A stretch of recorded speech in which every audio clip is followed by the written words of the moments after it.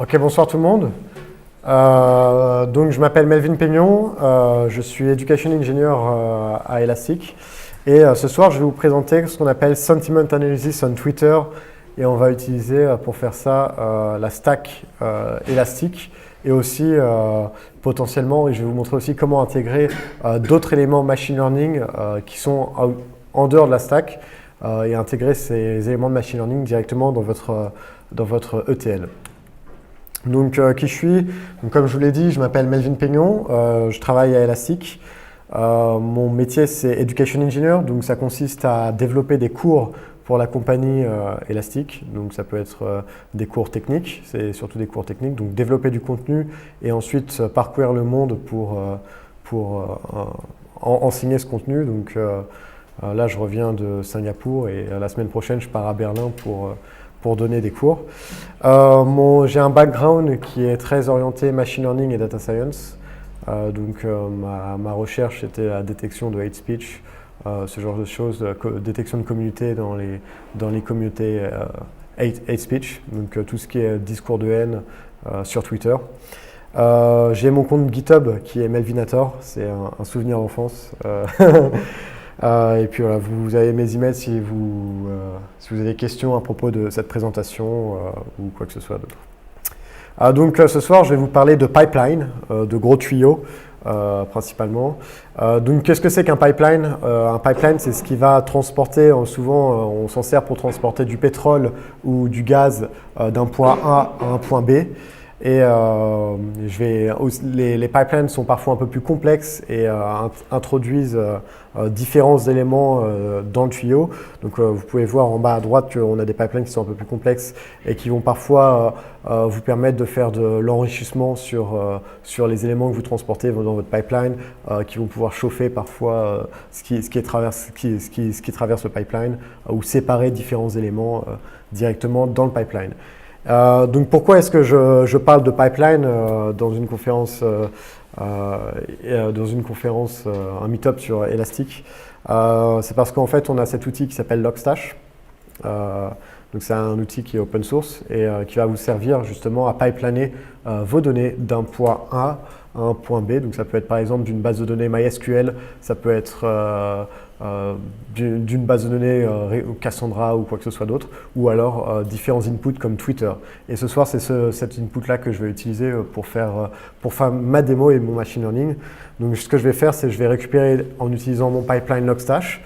On a un input qui va directement se plugger sur Twitter en 5 lignes. En 5 lignes de code, je vais pouvoir me connecter à Twitter, consommer des tweets de l'API streaming Twitter, consommer tous ces tweets, appliquer du machine learning, de la détection de sentiments sur ces tweets, les indexer dans mon Elasticsearch et ensuite faire de l'analyse time series sur chacun de ces tweets pour détecter de potentielles anomalies.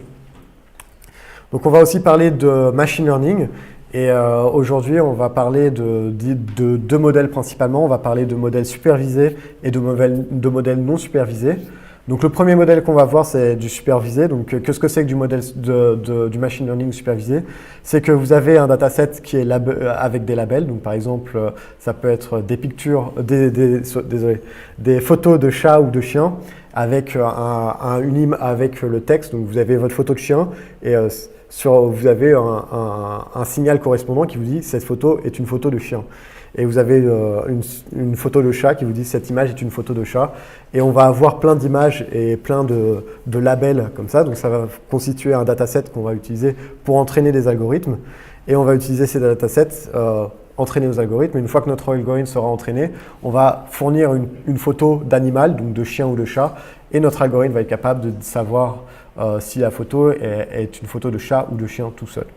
Donc ça, c'est dans un contexte supervisé. Ensuite, on verra un contexte non supervisé. Donc on donne juste des photos de chats et de chiens sans dire si c'est un chat ou un chien.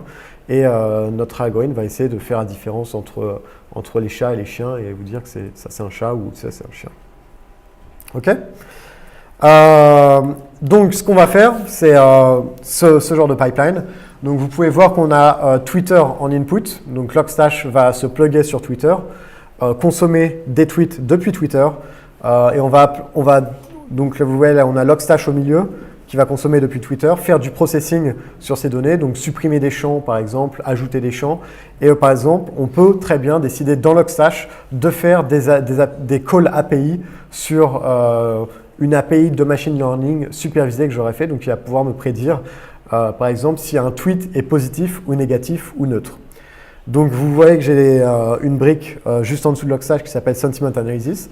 Donc c'est une API Python, c'est un web server Python que j'ai implémenté. C'est très basique, quelques lignes de code. J'ai utilisé un modèle qui est assez connu de TextBlob et qui va dire si le tweet est positif ou négatif directement dans mon pipeline. Donc chaque tweet dans mon Logstash pipeline va être envoyé à cette API et va recevoir un label et on va enrichir les données directement dans mon pipeline.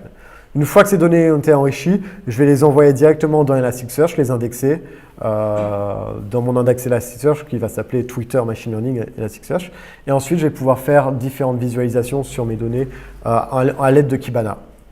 Et du coup, ensuite, dans Kibana, je vais utiliser le plugin Machine Learning d'Elastic pour détecter des anomalies directement dans mes données. Donc c'est le moment de la démo. Donc j'ai déjà configuré un pipeline que vous pouvez voir ici. Donc si vous allez sur cette adresse-là, vous pourrez voir que y a le pipeline que je vais utiliser pour cette démo. Et donc je vais aller sur ici. Et donc ça c'est les données que j'ai indexées. Donc vous pouvez voir que c'est des tweets qui sont assez normaux. Donc si je clique sur ce tweet-là, vous pouvez voir que c'est un tweet qui a différentes informations. Bon là c'est un tweet apparemment qui n'a pas été écrit en anglais, donc on peut voir que c'est du coréen ou quelque chose comme ça, je pense du coréen effectivement. Donc ça c'est les informations concernant l'auteur et on peut voir qu'on a beaucoup de champs, on a son nom, son prénom et on a le sentiment du tweet. Donc là par exemple on sait que apparemment c'est un tweet qui est positif et le tweet c'est juste click Star Wars et un lien. Donc ce tweet apparemment a été tagué positif par notre web server Python durant le pipelining. Et moi, ce qui va m'intéresser, c'est OK, maintenant j'ai tous ces tweets qui sont indexés, j'ai mon pipeline qui est récurrent, je suis en train d'indexer mes tweets. Et imaginez que vous travaillez pour une compagnie qui travaille dans le cinéma, par exemple. Vous travaillez pour une société comme Disney et vous voulez savoir comment le public réagit par rapport à vos movies, par rapport à vos films. Est-ce que vous avez des bons feedbacks sur Twitter? Est-ce que les gens parlent positivement de vos tweets? Donc toutes ces données vont être indexées dans Twitter et vous voulez savoir est-ce qu'à certains moments, est-ce que quand je relise un certain film, excusez-moi, ça va être difficile ce soir, et quand je relise un certain film, est-ce que ce film-là va avoir des feedbacks positifs, négatifs ou neutres? Donc j'ai ces informations dans mes tweets. Maintenant, ce que je veux savoir, c'est est-ce qu'il y a des anomalies? Tout le monde va tout forcément parler négativement de mes tweets à un moment donné. Mais moi, ce que je veux savoir, c'est est-ce que c'est anomalie? Est-ce que c'est beaucoup plus que d'habitude ou beaucoup moins que d'habitude? Ou est-ce que je ne reçois pas du tout de tweets, donc personne ne parle de mon produit, ce qui peut être aussi un problème. Donc ce qu'on va regarder, le plugin Machine Learning. Et on va essayer de détecter ces anomalies. Donc là, c'est des anciens jobs que j'ai fait tourner. Je sais supprimer. OK.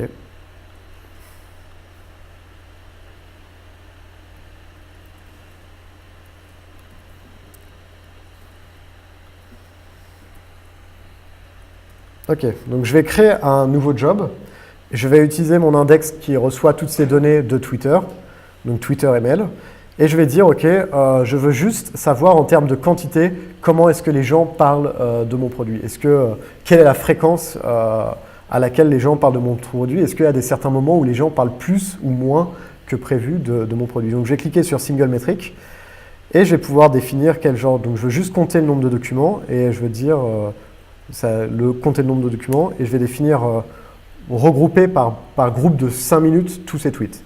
Et donc je vais utiliser tout mon intervalle et du coup vous pouvez voir que ça résume à peu près la fréquence à laquelle les gens tweetent à propos de mon produit. Donc ça respecte à peu près un pattern de jours. Donc les gens sont très actifs après le travail et ensuite c'est la nuit, donc les gens dorment et ensuite c'est le moment d'aller au travail, donc les gens ne sont pas très actifs et donc vous pouvez remarquer qu'il y a un certain pattern qui se dessine. Et je vais donner un nom à ce job, donc je vais l'appeler anomalie time. Et je vais juste cliquer sur créer le job. Et donc là, on va lancer un modèle d'apprentissage non supervisé, donc qui va regarder toutes ces données et regarder est-ce qu'il y a des valeurs qui va essayer d'apprendre avec les données précédentes, et il va essayer d'apprendre comment va évoluer le flux de données. Vous pouvez voir que plus le temps passe, plus mon modèle va essayer, donc en bleu, c'est à peu près l'estimation sur laquelle mes tweets devraient être. Et vous voyez que plus le temps passe, plus on va avoir une courbe bleue qui va essayer de matcher nos données. Et plus on aura d'informations, plus cette courbe va essayer de matcher au mieux nos données. Donc vous pouvez voir qu'à la fin, on a vraiment quelque chose qui commence vraiment à se dessiner, qui est assez précis autour de nombre de tweets. Donc ensuite, je vais cliquer sur View Results et je vais voir que les gens, effectivement, parlent. Donc ça, c'est ce qu'on appelle l'anomaly viewer, et je vais pouvoir slider à travers le temps pour voir comment est-ce que ça évolue. Donc ici, par exemple, je peux voir que on a un pattern assez régulier, et là, d'un coup, j'ai un gros pic d'anomalies. Donc c'est-à-dire que beaucoup de gens, à ce moment-là, ont tweeté à propos des mots sur Twitter que je monitore. Et donc on va pouvoir se poser la question, ok, qu'est-ce que ces gens, de quoi ces gens parlent. Et pour faire ça, on va essayer de différencier les tweets qui sont positifs, les tweets qui sont négatifs et les tweets qui sont neutres. Donc je vais lancer un nouveau job, et cette fois je vais différencier chacun des tweets positifs, négatifs et neutres, et je vais pouvoir avoir les mêmes time series, mais par sentiment cette fois. Là c'est général, et là, ensuite je vais essayer de restreindre par sentiment. Donc je vais créer un nouveau job, et je vais utiliser cette fois multimétrique. Donc pareil, je vais me baser sur le nombre d'événements, et je veux séparer mon time series à partir de sentiments. Et donc vous pouvez voir qu'il vient de me créer ici trois groupes, donc des positifs, des négatifs et des neutres. Donc il va avoir séparé mes trois différentes time series, et je vais pouvoir créer un nouveau job. Donc cette fois, je vais l'appeler sentiment job. Et je vais le lancer. Et du coup, il va lancer la détection d'anomalies sur mes trois différentes time series en même temps. Donc c'est des jobs qui consomment assez de CPU, c'est pour ça que vous pouvez entendre mon ordinateur un peu siffler, plus le visionnage, plus l'enregistrement de la vidéo. Et donc là, ma visualisation, enfin ma prédiction a été finie, donc je vais pouvoir aller regarder directement dans mes résultats, et je vais voir qu'il va m'afficher comme une espèce de heatmap. Et il va m'indiquer, ok, pour les tweets négatifs, parfois, tu as quelques anomalies. Donc, plus la couleur va dans les tons rouges, plus l'anomalie est forte. C'est-à-dire que plus c'est différent, le pattern est différent de ce que j'ai d'habitude. Donc, par exemple, je vais pouvoir cliquer dessus et je vais voir quelle est cette anomalie. Et on peut voir que là, directement, on passe de quelque chose qui est très, très, très calme à quelque chose qui est beaucoup de tweets en même temps. Donc ce que je vais pouvoir faire, c'est que je vais pouvoir aussi regarder cette anomalie, et je vais me demander, ok, qu'est-ce qui a généré cette anomalie? Et je veux par exemple savoir quels sont les mots ou les termes qui vont être présents dans cette anomalie. Donc ce que je vais pouvoir faire, c'est qu'on va pouvoir utiliser ce qu'on appelle la Significant Text Aggregation. Donc, je ne sais pas si vous êtes familier avec Elasticsearch, mais on a cette notion de Significant Text Aggregation, et que je vais vous expliquer. Si je vous pose la question, qui connaît le site google.com dans la salle? Je pense, ou juste qui connaît le site Google? Beaucoup de personnes vont connaître le site Google. Si je vais dans la rue, autour de ici, et je pose dans la rue, qui connaît le site Google? Et je pense que j'aurai à peu près le même nombre de personnes en termes de pourcentage dehors et dans cette salle qui vont connaître ce site google.com. Maintenant, si je vous pose la question, qui connaît le site Stack Overflow dans cette salle? Beaucoup de personnes. Mais si je vais dans la rue et que je demande qui connaît le site Stack Overflow, est-ce que vous pensez que j'aurai autant de personnes qui vont connaître? Donc bien qu'on soit dans la même ville, on est tous dans la même ville, mais les personnes qui sont dans cette salle, ils ont un comportement qui est différent. Donc moi, ce que je veux faire, c'est targeter ces personnes qui sont dans mon anomalie et demander, ok, qu'est-ce qui est différent par rapport à eux? Donc ce que je vais pouvoir faire, c'est que je vais pouvoir faire une query sur Elasticsearch et demander, ok, toutes ces personnes qui matchent ma query, qu'est-ce qu'ils ont de différent par rapport à tous mes documents que j'ai dans mon Elasticsearch. Et c'est ce que va vous permettre de faire les agrégations qu'on appelle Significant Text Aggregation et Significant Term Aggregation. Elles vont vous permettre de faire des analyses statistiques, des différences statistiques entre les documents qui vont matcher une certaine query et les documents qui vont être tous vos documents dans votre index Elasticsearch. Donc par exemple ici, je vais trouver la query. Ah, je les ai mis probablement ici.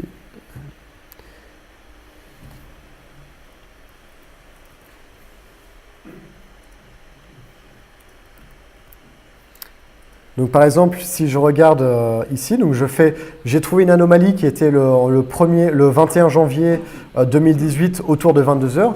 Donc je vais sélectionner dans ma query tous les documents autour de cette anomalie et je vais lancer cette agrégation, cette significant text agrégation sur mon champ tweet pour savoir quel genre de mots ces gens ont utilisé qui est différent par rapport à l'ensemble de mes documents dans mon index. Donc je vais lancer cette query et il va me dire, OK, par exemple, il y a beaucoup de gens qui ont utilisé ce mot-là. Et c'est vraiment particulier à mon sous-groupe que j'ai sélectionné dans ma query par rapport à ton ensemble de tes documents. Et j'ai par exemple Stormtrooper, donc parce que quand j'ai collecté les tweets, j'ai utilisé des mots qui sont liés à Star Wars, à certains films, Star Wars, Jumanji, ce genre de films. Et comme il y a beaucoup de tweets qui sont à propos de Star Wars, je vais avoir des mots comme Stormtrooper, Darth, Vader, ce genre de choses. Donc il va me dire que tous ces mots-là, c'est vraiment ce qui est particulier à ces données qui sont autour de mon anomalie. Et donc, je vais pouvoir continuer à chercher un peu plus loin et je vais demander, OK, donne-moi des tweets qui contiennent ces mots-là.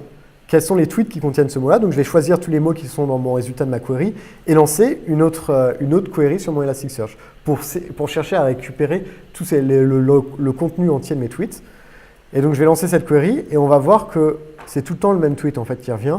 C'est retweet, follow @originalfunko pour avoir une chance de gagner quelque chose. Donc apparemment, c'est comme un peu une offre promotionnelle, quelqu'un qui va faire une offre promotionnelle et son tweet apparemment devient viral à ce moment-là. Et c'est pour ça que j'ai cette anomalie dans mes tweets en fait. C'est parce que cette personne a lancé un tweet qui propose de gagner quelque chose et tout le monde retweet. Donc va générer beaucoup de mouvements sur un même tweet qui va être labellé le même sentiment. Et du coup, c'est pour ça que je vais avoir cette anomalie.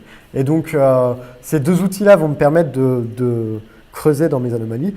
Mais parfois, quelque chose qui est assez récurrent, c'est si vous êtes dans le monde du cinéma, par exemple, vous êtes Disney et vous avez vos films et vous voulez monitorer les personnes qui parlent pas bien de votre film. Par exemple, vous avez très bien, je sais pas, peut-être des fan groupes qui vont tout le temps bâcher vos films et vous voulez pouvoir isoler en termes analytiques ces personnes. Donc, on a un outil aussi dans Machine Learning qui va permettre de faire ça. Donc, c'est ce qu'on appelle un population job. Et je vais vous montrer à quoi ça sert. Donc, si je vais dans Machine Learning, je vais pouvoir créer un nouveau job sur mon index Twitter, et cette fois, population. Et cette fois, je veux savoir quel individu agit de manière abnormale, de manière non conforme à ce que font les restes de mes utilisateurs. Donc, je vais choisir le champ que je veux traiter. Ici, par exemple, je veux avoir le pseudo des utilisateurs Twitter qui agissent de manière abnormale dans l'ensemble de mes documents. Et je vais choisir en termes de nombre d'événements qui vont se passer. Et il va me générer Elasticsearch va me générer une espèce de preview qui va me dire, OK, c'est à peu près la distribution de tes personnes. Chaque point correspond au nombre de tweets d'une personne. Et je vais générer un bucket de 5 minutes, par exemple. OK. Et je vais créer population job. Et je vais créer ce job. Et donc là, ça prend un peu plus de temps qu'une simple time series analysis parce qu'il va devoir calculer le modèle par rapport à un ensemble de populations. Donc chaque personne va avoir sa propre ligne d'anomalie. Donc qu'est-ce qu'une anomalie quand on parle d'une population? Admettons un utilisateur, tous mes utilisateurs à peu près tweetent, on va dire, je sais pas, 10 tweets par soir, tous les soirs. Donc ça, c'est l'utilisateur normal. Qu'est-ce qu'un utilisateur abnormal? C'est un utilisateur qui va tweeter 100 fois par soir, tous les soirs. Ou alors qui va tweeter 10 fois par soir et à un moment, il va tweeter 100 fois. Et donc, ces deux utilisateurs vont être quelque peu abnormales. Donc pendant que mon job run, je peux essayer déjà de regarder ce qui se passe et je vais pouvoir déjà voir certains de ces utilisateurs qui vont se démarquer. Donc je vais pouvoir visualiser certains de ces utilisateurs, par exemple RIP Star Wars, et je vais pouvoir cliquer sur lui et voir quel est son flux de données dans le temps. Et ainsi de suite. Donc par exemple, là, j'ai cet utilisateur qui est à peu près normal la majorité du temps, mais qui à un moment donné, dans le temps, a tweeté énormément à propos de mon film. Et par exemple, ça peut me permettre, admettons que vous collectez des logs sur vos sites internet, vous pouvez par exemple de cette manière détecter des web crawlers. Donc qu'est-ce qu'un web crawler? C'est quelqu'un qui va aller sur votre site tous les jours avec un robot, collecter toutes vos informations sur votre site et ensuite recommencer le processus le lendemain ou le surlendemain. Et vous allez pouvoir détecter certains patterns dans son mode de déplacement grâce à vos logs. Et donc c'est exactement ce qu'on va faire avec le population job. OK? Donc par exemple, moi ce que j'avais isolé cette personne-là qui est allée sur mon tweet souvent et qui s'appelle Vintage Star Wars. Donc ça, cette personne-là, c'est apparemment quelqu'un qui postule sur eBay,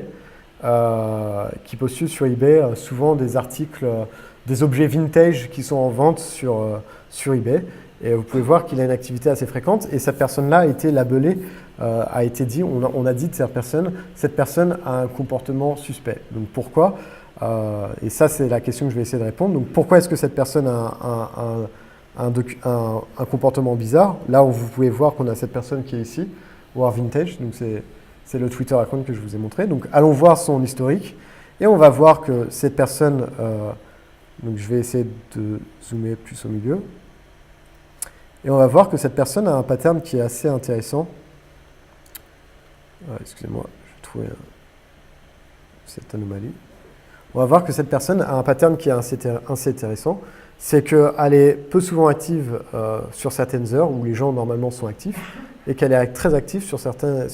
Donc si on regarde plus, on voit que souvent ces activités commencent à 9h et finissent à 17h30. Donc on pourrait penser, est-ce que c'est quelqu'un qui fait ça bénévolement? Est-ce que c'est vraiment une fanpage? Ou alors c'est quelqu'un qui fait du business et tous les jours en fait va se connecter et essayer de faire promouvoir ses articles sur eBay et faire de l'argent par exemple. Et là on peut voir que le lendemain, il se reconnecte à 9h, commence à tweeter à 9h et s'éteint encore. Là on n'a pas tout le modèle, mais s'éteint plus tard dans la journée. Et on a ces patterns. On peut voir ces différents patterns. Donc on peut isoler des utilisateurs qui, par exemple, si vous regardez son compte Facebook, dans sa description, son compte Twitter, sharing Vintage Star Wars find from eBay. Apparemment, moi, si je devais faire d'analytique, je dirais que cette personne est un peu un compte suspect et que je ne pense pas que ça soit juste sharing, mais plutôt fait du business sur cette page Twitter. Ok, je pense que c'est à peu près tout au niveau de cette présentation, donc au niveau de la démo. C'est bon? Ok, bah merci beaucoup pour votre attention.